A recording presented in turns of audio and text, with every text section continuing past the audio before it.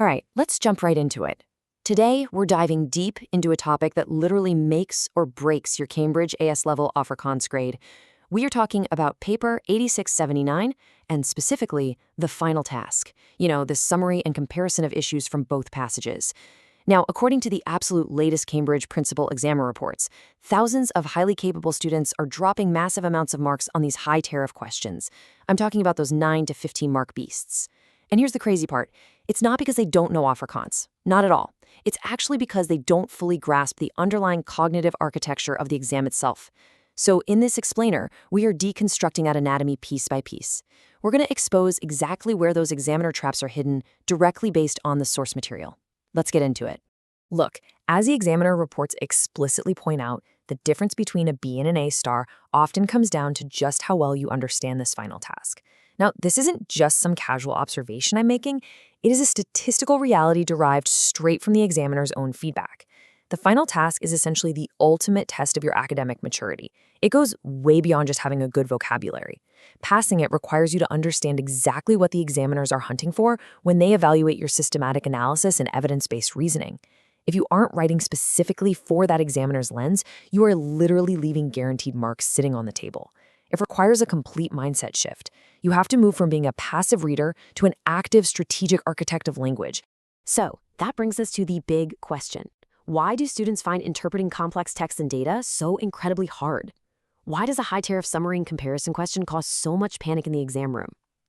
Well, the reports show us that most students approach it entirely linearly. They read passage A, then they read passage B, and they just start summarizing. But here's the thing, a simple summary without a comparative evaluation is a massive trap. You're actually being asked to synthesize competing ideas, tone, and linguistic nuance, all under intense time pressure. Juggling descriptive facts, analytical insights, and evaluative judgments at the exact same time without a proven, rock-solid processing system? Yeah, that's completely overwhelming. So, we are going to extract that exact system from the source material for you today. Here's our structural blueprint for this explainer. We'll cover the core cognitive domains, the standardized processing sequence, mastering comparative analysis, an interactive workshop, and finally a strategy recap with the top warnings.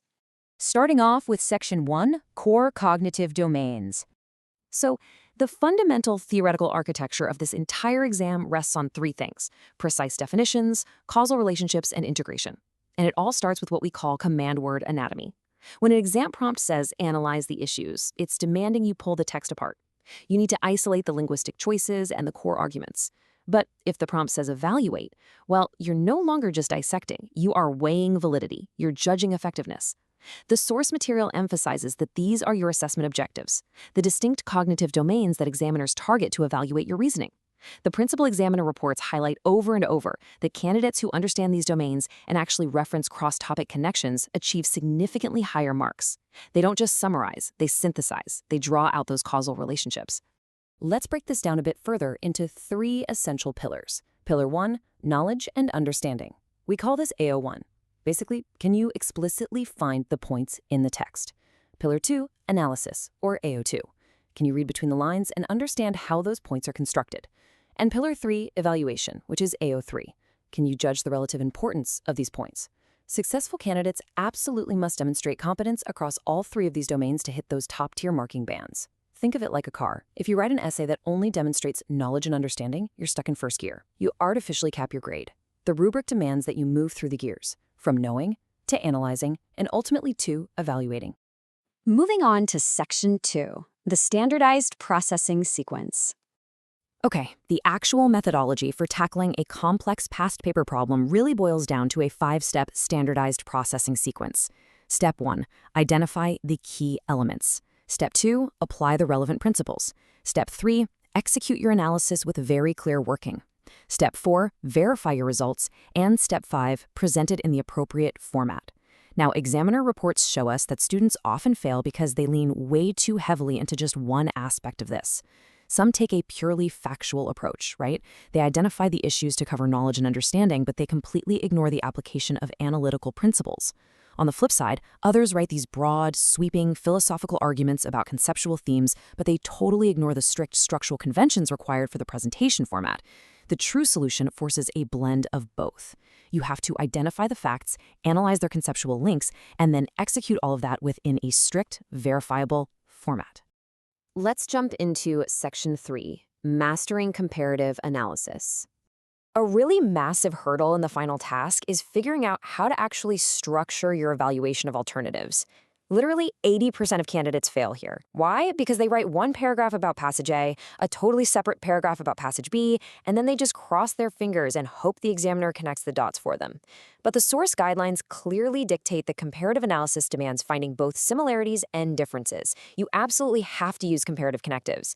If passage A highlights a devastating loss of traditional crop yields due to climate change, and passage B argues that the same crisis sparks necessary innovation, they must be explicitly contrasted.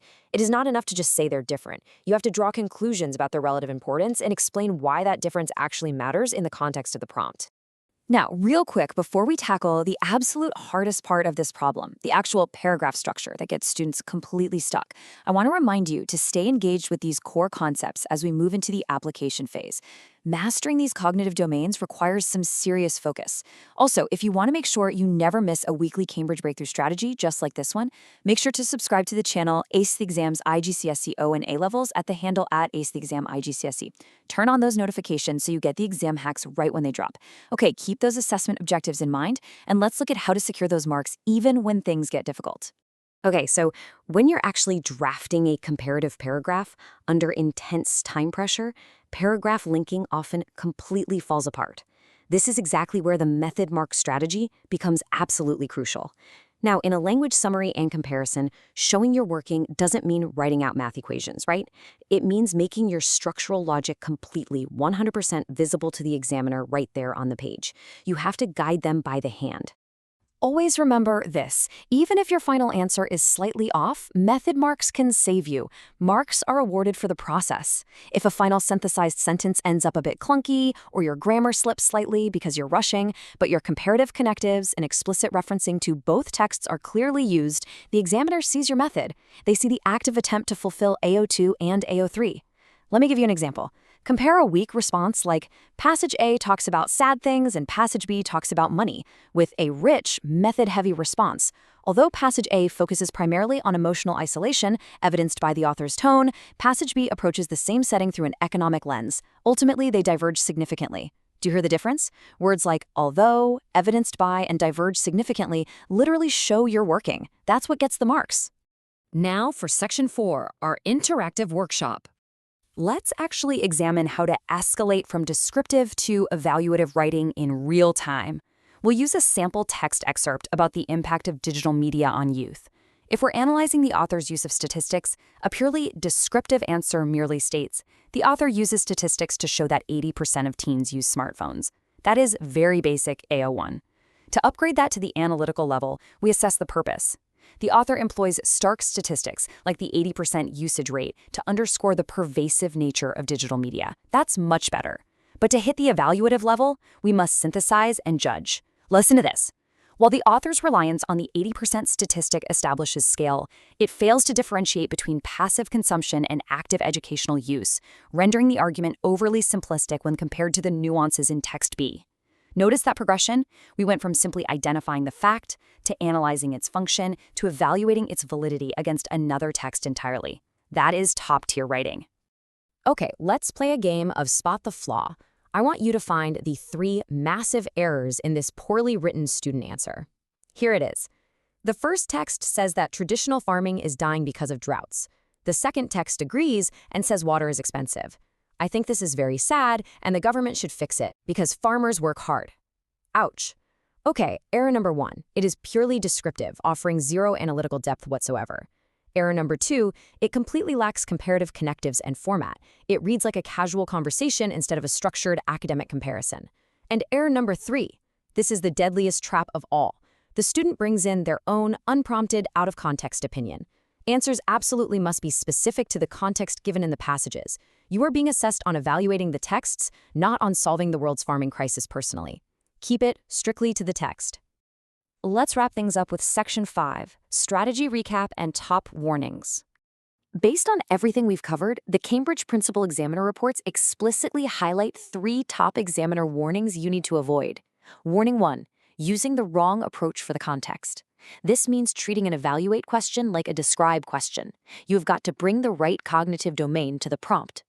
Warning 2. Forgetting to check format and presentation. The source material is abundantly clear that presentation follows strict conventions. You need proper headings, correct terminology, appropriate comparative formats, and clear annotation. And warning 3. Answers are not specific to context. Do not, under any circumstances, drift into generalized personal opinions. Tether every single claim directly back to the evidence provided in those passages. If we synthesize all this source material, it gives us 3 core pillars to rely on. Pillar 1, the 3-step question scan. Before you even start reading, scan the prompt to identify the command word, the core theme, and the constraints. Pillar 2, the paragraph balance formula. Every single comparative paragraph must contain evidence from text A, a comparative connective, evidence from text B, and an evaluative concluding sentence regarding their relative impact. Pillar 3, the last 5 minutes review checklist. Force yourself to stop writing 5 minutes early. Use that time to review specifically for method marks, ensuring words like however or similarly are visibly present and your context is strictly maintained. You now officially possess the blueprint for the final task, sunnery and comparison, based strictly on the examiner guidelines. But remember, the true test isn't just knowing the difference between analyzing and evaluating, it's whether you can execute that difference under real exam pressure.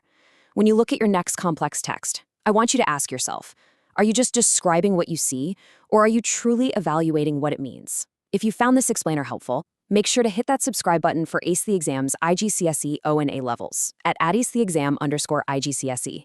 Turn on the notification bell so you're ready for our next set of exam hacks, and drop a comment below with your target grade. See you next time and keep practicing.